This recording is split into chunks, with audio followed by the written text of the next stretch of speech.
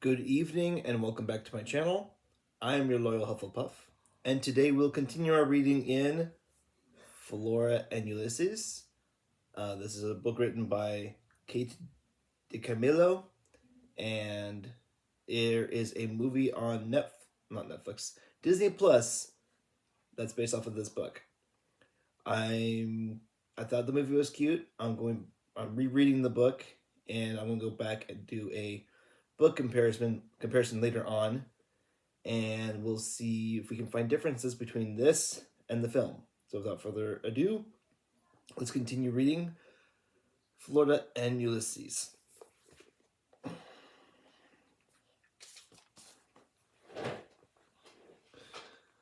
The giant donut smelled like fried eggs and donuts in other people's closets.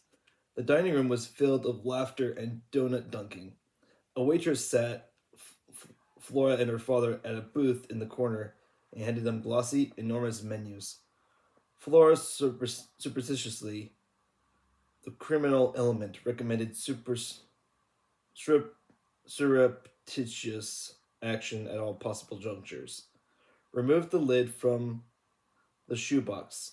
Ulysses poked his head out and looked around the restaurant, and then he turned his attention to the menu. He stared at it with a dreamy look on his face. Get whatever you want, said Flora's father. Order your heart's desire. Ulysses emitted a happy sigh. Pay attention, whispered Flora. A waitress came and stood over them. She tapped her pencil on the order pad. What can I get you? She said. Her name tag spelled out her name in all capital letters. Rita! Flora narrowed her eyes. The exclamation point made Rita seem untrustworthy or, at the very least, insincere. Well, said Rita, what's it gonna be? Her hair was piled up very, very high on her head. She looked like Marie Antoinette. Not that Flora ever seen Marie Antoinette, but she had read about her in a terrible things can happen to you issue on the French Revolution. Marie Antoinette, from the little bit that Flora knew about her, would have made a very bad waitress. Flora suddenly remembered that she had a squirrel in her lap. She tapped Ulysses on the head again. Lie low, she whispered to him, but be prepared. She arranged the washcloth so that he was almost completely hidden. What you got there? Asked Rita. Where? Said Flora. In the box, said Rita. Got a baby doll in the box? Are you talking to your baby doll? Talking to my baby doll, said Flora. She felt a flush of outrage crawl up her cheeks. For the love of Pete, she was 10 years old, almost 11. She knew how to administer CPR. She knew how to outwit an arch nemesis. She was acquainted with the profound importance of seal blubber. She was the sidekick to a superhero. Plus, she was a cynic. What a self-respecting cynic would carry around a doll in a shoebox? I do not, said Flora, have a baby doll. Let me see her, said Rita. Don't be shy. She bent over. Her big Marie Antoinette hair scraped against Flora's chin. No, said Flora. George Buckman, said Flora's father in a worried voice. How do you do? Coochie coo, said Rita. Flora felt a very pointed, very specific sense of doom. Rita poked her pencil into the shoebox slowly. Slowly. She pushed the washcloth around, slowly, and the washcloth, oh so slowly, fell back and revealed Ulysses' whiskered face. George Bookman, said her father in a much louder voice. How do you do? Rita screamed a long and impossibly loud scream. Ulysses screamed in return, and then he leaped from the shoebox. At this point, things stopped proceeding at such a leisurely pace. The squirrel was airborne, and time swung back into action with a vengeance. At last, Flora thought. It's incandesto time. That's the end of chapter 29, beginning of chapter 30. He had never been so frightened in all his life. Never. The woman's face was monstrous, her hair was monstrous, and the word on her name tag, Rita, appeared monstrous to him too. Be calm, he told himself as he poked her pencil around.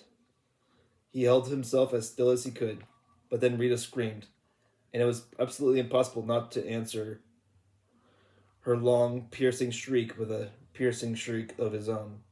She screamed, he screamed, and then every one of his animal instincts kicked in. He acted without thinking. He tried to escape.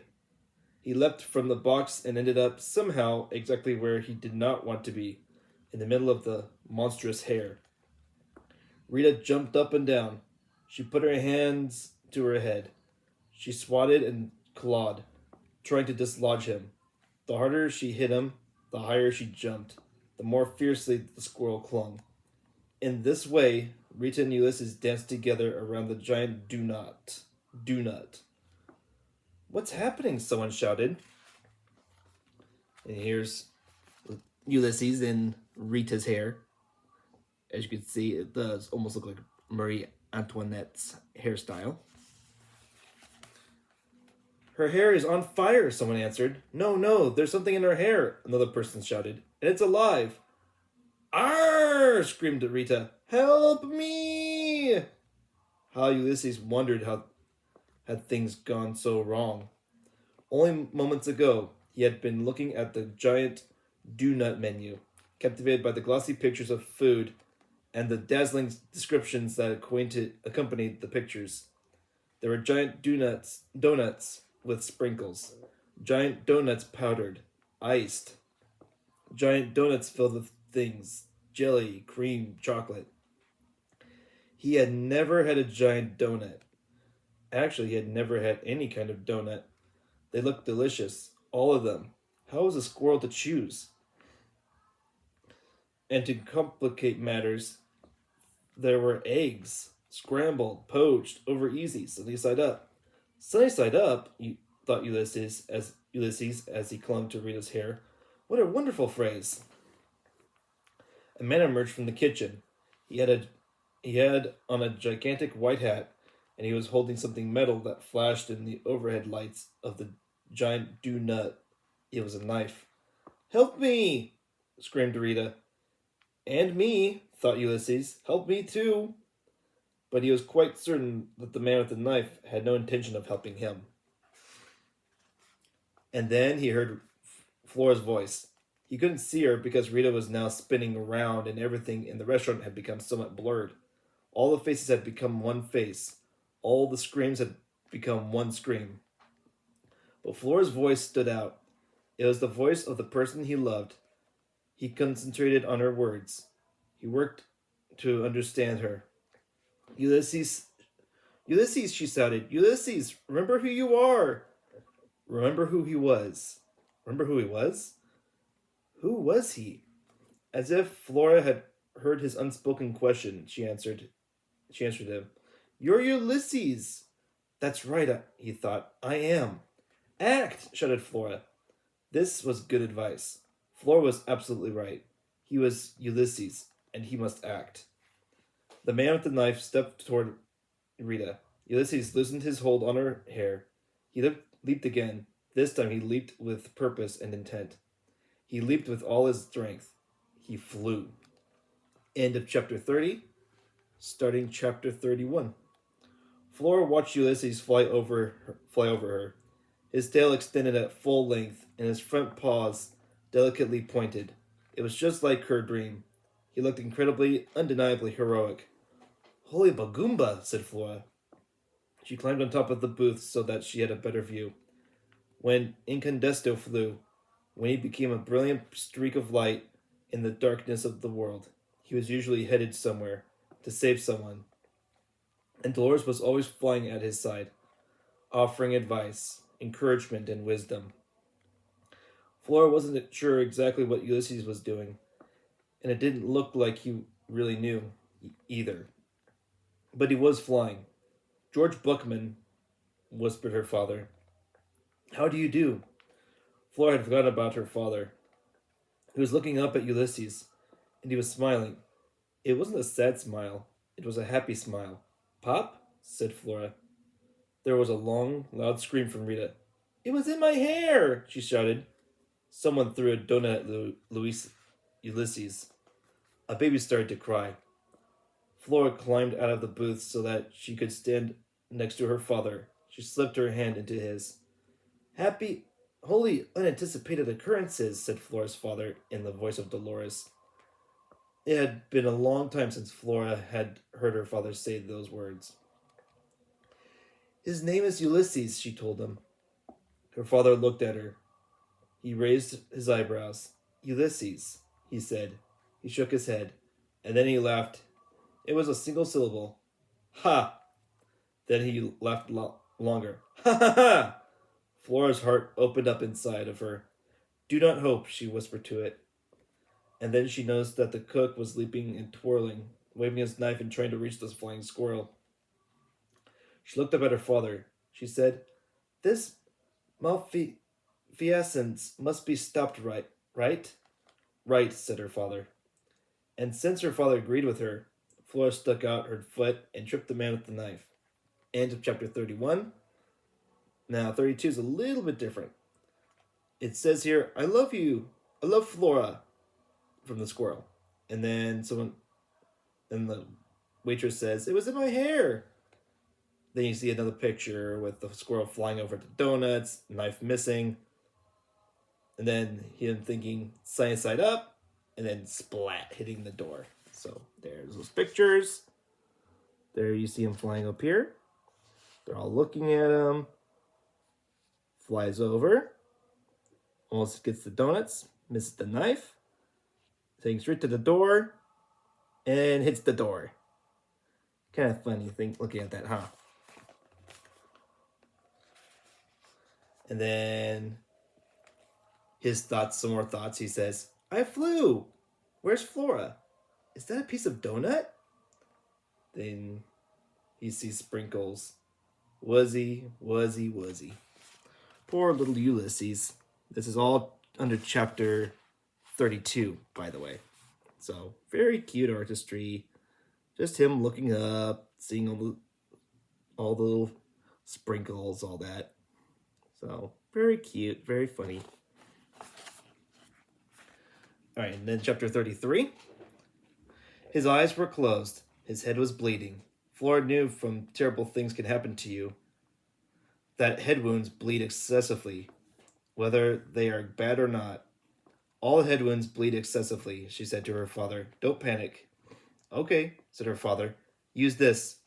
He handed her his tie. Flora knelt down. She had a powerful sense of déjà vu. Was it just yesterday that she had bent over the body of an unknown squirrel in Tootie's backyard? Ulysses? She said. She dabbed at the blood with the tie. The squirrel didn't open his eyes. An eerie quiet descended. The whole of the giant donut became preternaturally calm. Everything, the donuts, the squirrel, her father, seemed to hold its breath. Flora knew what was happening.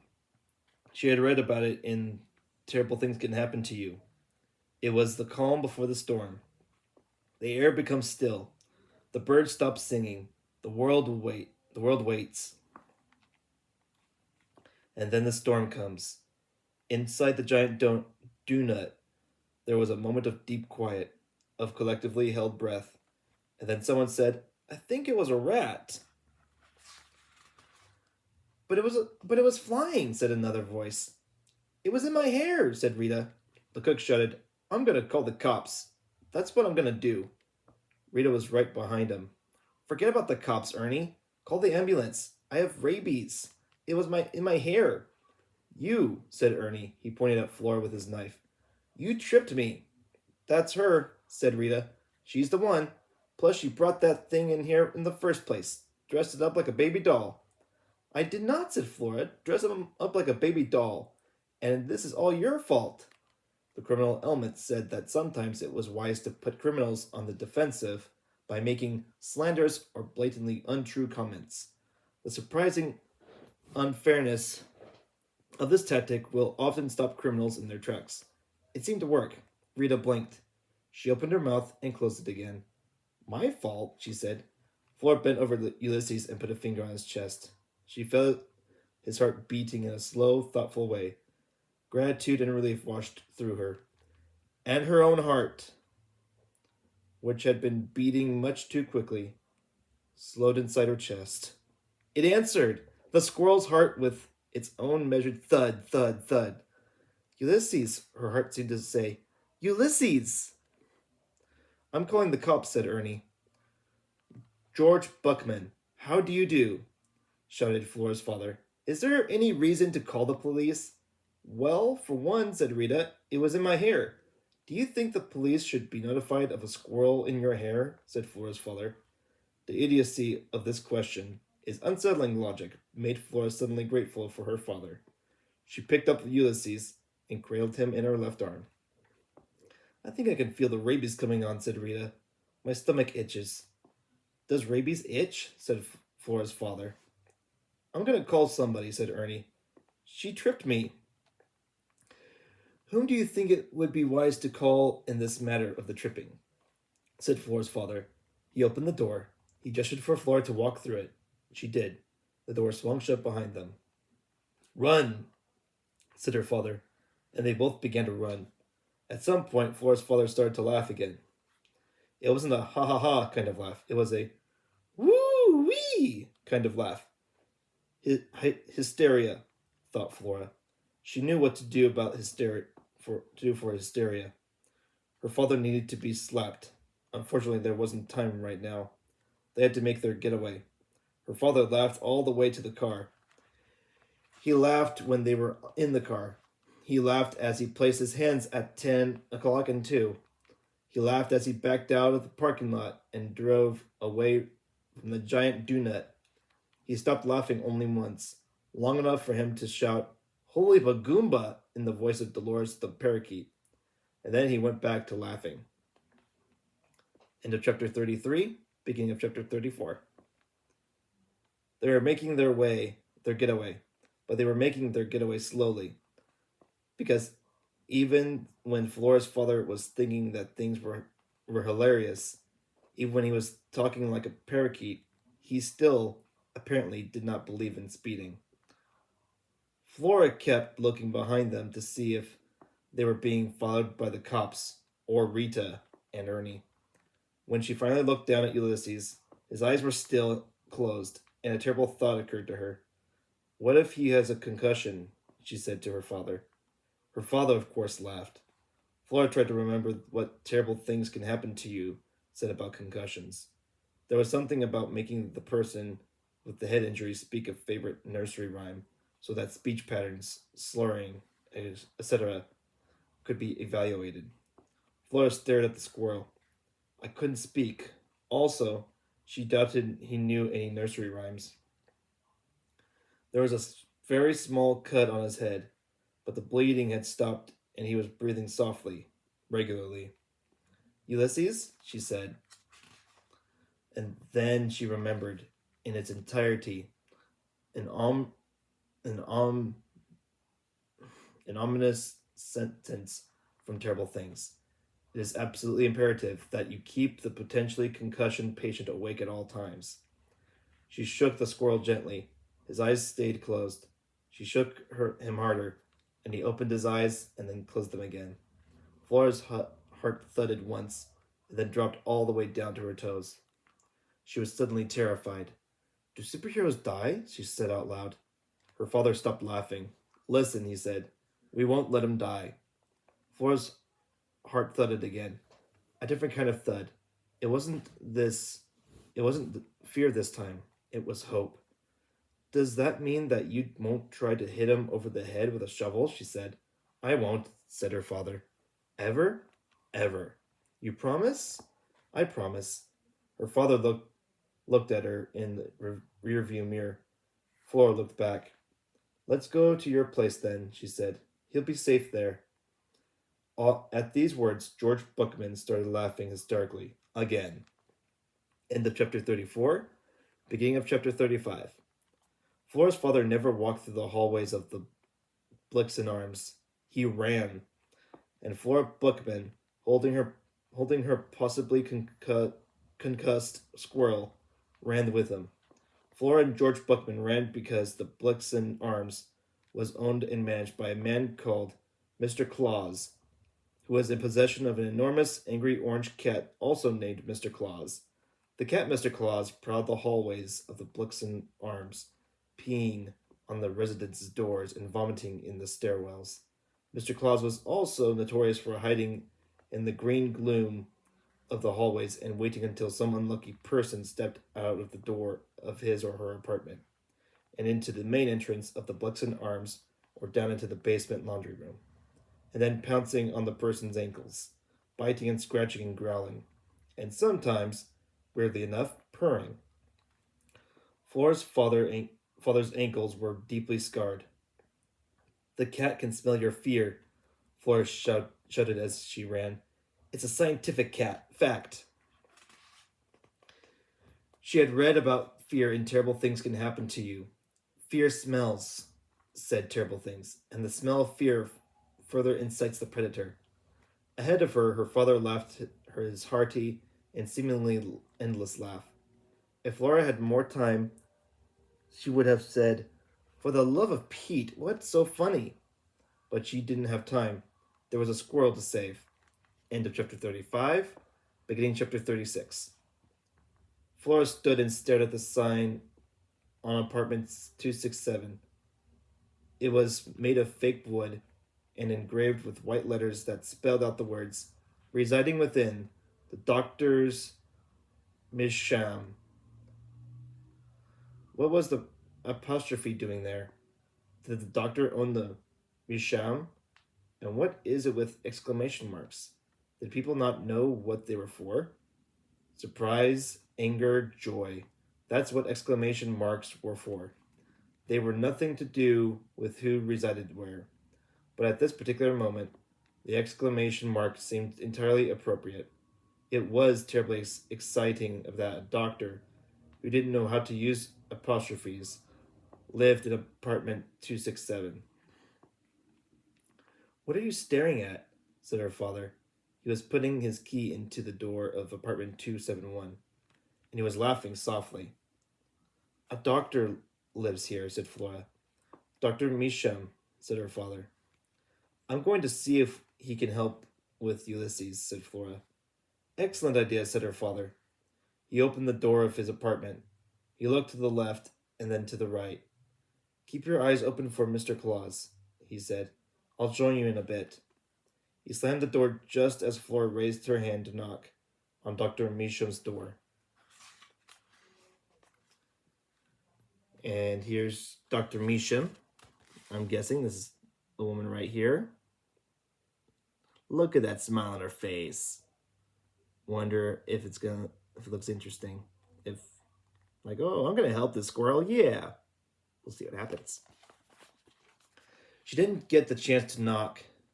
The door swung open of its own accord.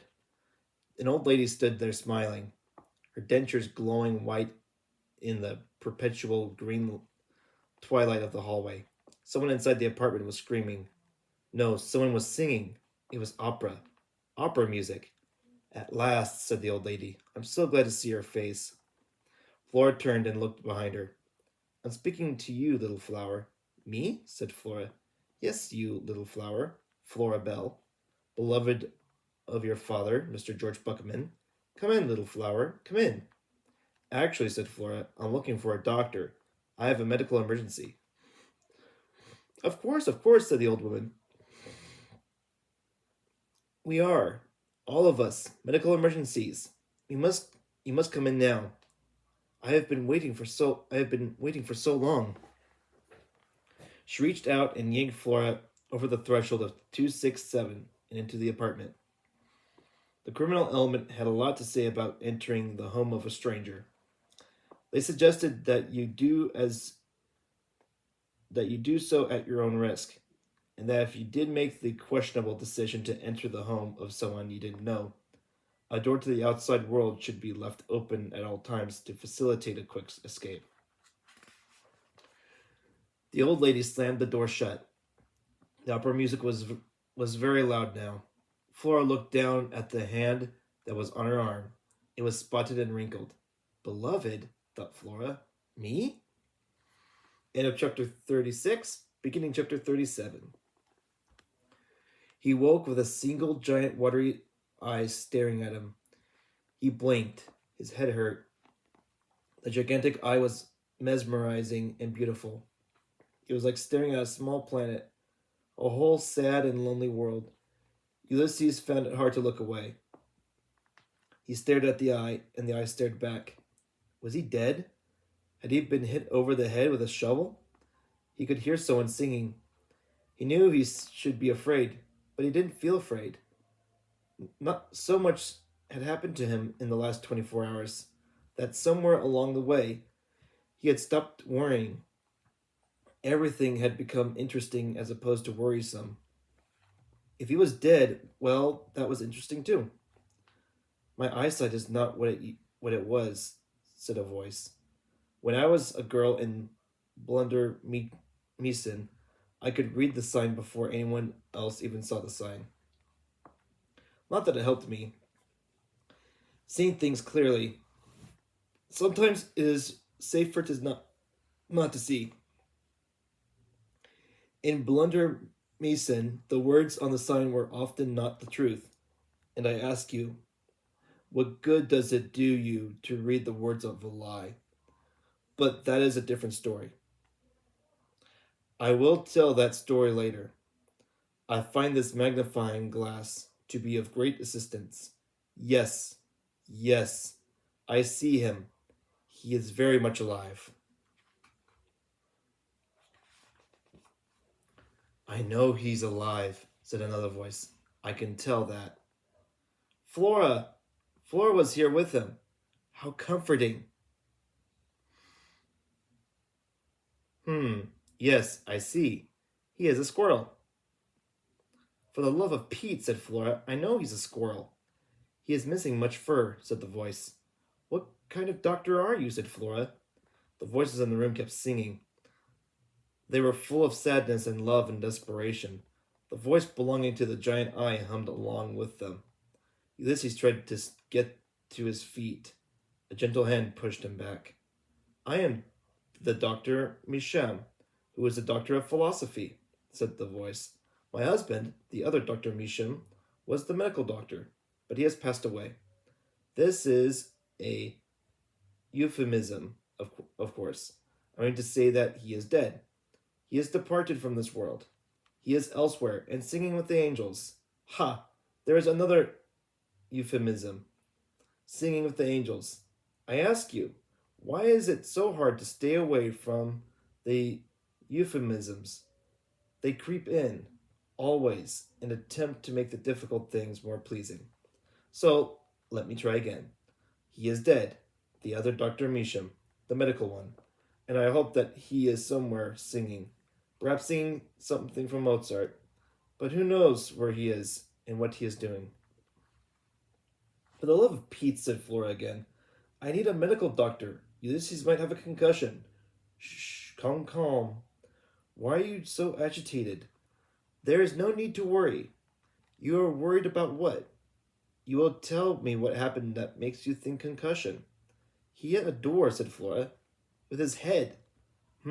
Yes, this could give a concussion. When I was a girl in Blunder Missing, people were often getting concussions. Gifts from the trolls, you understand. Gifts from the trolls, said Flora. What are you talking about? Look at him. Does he look like he has a concussion? The gigantic eye of Dr. Misham came closer, much closer. It studied him. The beautiful voices sang. Dr. Misham hummed. Ulysses felt strangely peaceful. If he spent the rest of his life being stared at by a giant eye and hummed over, things could be worse. The pupils of his little eyes are not dilated, said Dr. Misham. Dilated pupils, said Flora. I couldn't remember that one. So this is good. This is a hopeful sign. Next we will see if he remembers what happened. We will check for amnesia. Flora's face came into view. He was glad to see her and her round head. Ulysses, she said, do you remember what happened? Do you remember being in the giant donut? Did he remember being in Rita's hair? Did he remember Rita screaming? Did he remember the man with the knife? Did he remember flying? Did he remember hitting his head very hard? Did he remember not getting to eat a giant donut? Let's see. Yes, yes, yes, yes, yes, and yes. He nodded. Oh, said Dr. Measham. He nods his head. He communicates with you. He's, different. Special, said Flora. A special kind of squirrel. Excellent. Good. I believe this.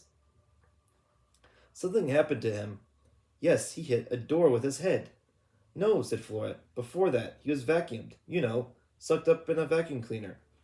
There was a small silence, and then there was more humming from Dr. Measham. Ulysses tried again to get to his feet, and was again pushed gently back.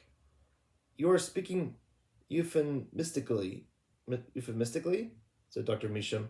I'm not, said Flora. I'm speaking literally. He was vacuumed. It changed him.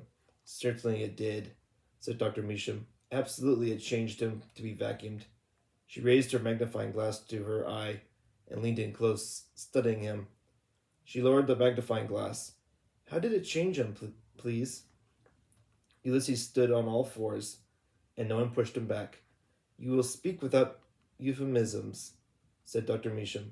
He has powers, said Flora. He's strong, and he can fly. She paused. Also, he types. He writes, poetry. A typewriter. Poetry. Flight, said Dr. Measham. She sounded delighted. His name is Ulysses. This, said Dr. Measham, is an important name. Well, said Flora, it was the name of the vacuum cleaner that almost killed him. Dr. Measham looked Ulysses in the eye. It was rare for someone to look at a squirrel in the eye. Ulysses pulled himself up straighter.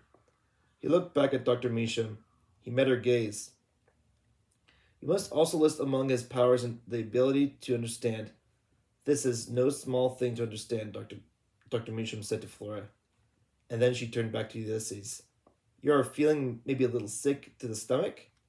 Ulysses shook his head. Good, said Dr. Measham. She clapped her hands together. I'm thinking that Ulysses is not concussed. There is only this little cut on his head. Other than that, fine. Good. Great. I'm thinking that maybe the squirrel is hungry. Ulysses nodded. Yes, yes. He was very hungry. He would like eggs sunny side up. He would like a donut with sprinkles.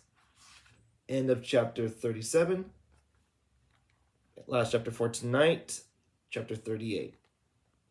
You, said Dr. Measham to Flora, will you have a seat on the sofa and listen to the Mozart? And I will go and make us some sandwiches. What about my father, said Flora. Shouldn't I tell him where I am? Mr. George Buckman knows where you are, said Dr. Measham. He knows that you are safe. So good. All is good. You will sit on the horsehair sofa. Please. Dr. Measham went into the kitchen, and Flora turned and looked at the couch. It was a huge couch.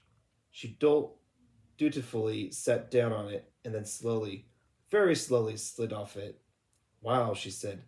She climbed back up on the couch and concentrated on staying put.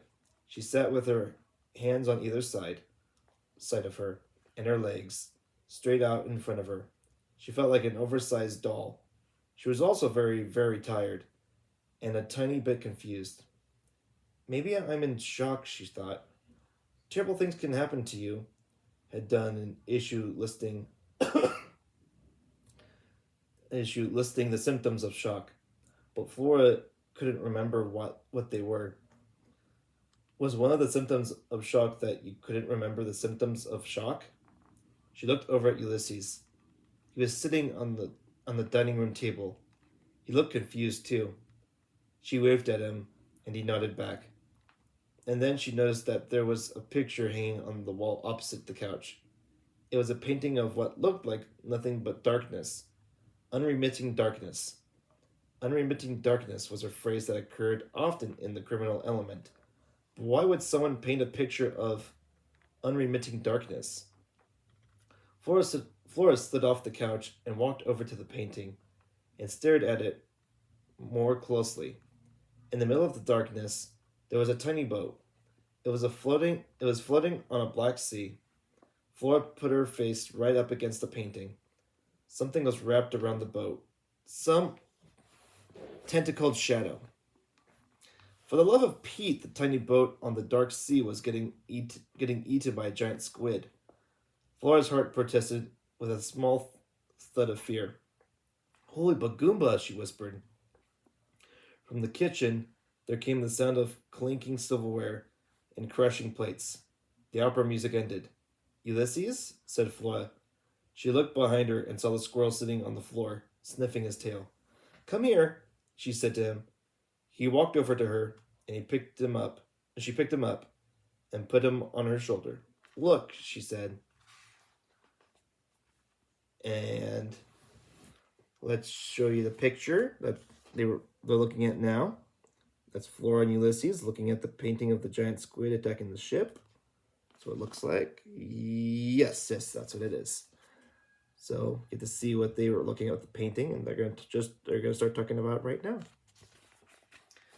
He stared at the painting. This boat is getting eaten by a gigantic squid, he nodded. It's a tragedy, said Flora. There are people on board that boat. Look, you can see them. They're ant-size, but they're people. Ulysses squinted. He nodded again. They're all going to die, explained Flora. Every last one of them. As a superhero, you should be outraged. You should want to save them. Incandesto would. Ah, said Dr. Measham, coming up behind them. You are studying my poor, lonely giant squid. Lonely, said Flora. The giant squid is the loneliest of all God's creatures. He can sometimes go for the whole of his life without seeing another of his kind. For some reason, Dr. Measham's words conjured up the face of William Spiver, white-haired and dark-eyed. Flora's heart squinched up. Go away, William Spiver, she thought. That squid is a villain, said Flora out loud. He needs to be vanquished. He's eating a boat, and he's going to eat all the people on the boat. Yes, well, loneliness makes us do terrible things, said Dr. Measham. And that is why the picture is there, to remind me of this. Also, because of the other Dr. Measham painted it when he was young and joyful. Good grief, thought Flora. What did he paint when he was old and depressed? Now, you will sit on the horsehair sofa, please, says Dr. Measham, and I will bring you out the jelly sandwiches. Flora sat down on the couch. Ulysses sat on her shoulder. She put up her hand and touched him. He was warm. He was a small engine of warmness. The giant squid is the loneliest creature in all existence, said Flora out loud. And then, to keep things grounded and in perspective, she muttered, seal blubber. And then she whispered, do not hope. Instead, observe. She kept her hand on the squirrel. End of chapter 38. And we'll be reading another 10 chapters tomorrow. I hope you all are enjoying this book. And I hope to see you all in the next video. If you have another kid's book in mind after this, please write your comments down below. And if you are liking this channel, please subscribe and like this video.